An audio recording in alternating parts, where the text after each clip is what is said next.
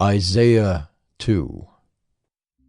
The word that Isaiah the son of Amoz saw concerning Judah and Jerusalem.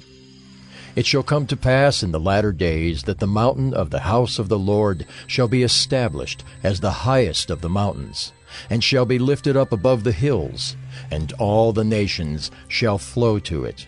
And many peoples shall come and say, Come, let us go up to the mountain of the Lord, to the house of the God of Jacob, that he may teach us his ways, and that we may walk in his paths. For out of Zion shall go the law and the word of the Lord from Jerusalem. He shall judge between the nations, and shall decide disputes for many peoples. And they shall beat their swords into plowshares, and their spears into pruning hooks. Nation shall not lift up sword against nation, neither shall they learn war any more. O house of Jacob, come, let us walk in the light of the Lord. For you have rejected your people, the house of Jacob, because they are full of things from the east, and of fortune-tellers like the Philistines, and they strike hands with the children of foreigners. Their land is filled with silver and gold, and there is no end to their treasures. Their land is filled with horses, and there is no end to their chariots.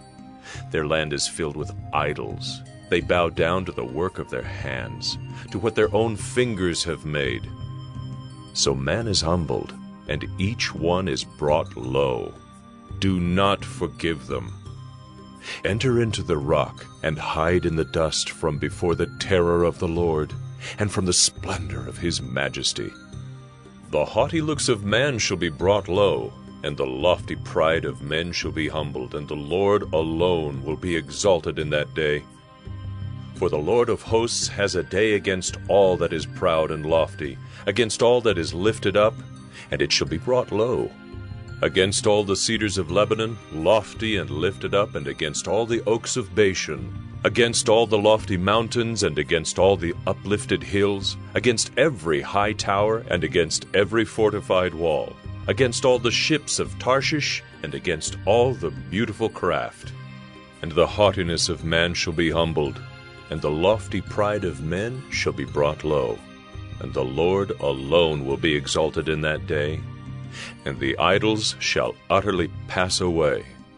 And people shall enter the caves of the rocks and the holes of the ground from before the terror of the Lord, and from the splendor of his majesty when he rises to terrify the earth.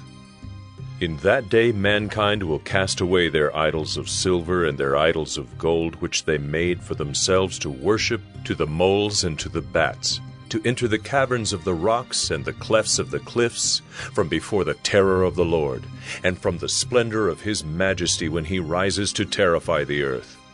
Stop regarding man in whose nostrils is breath, for of what account is he?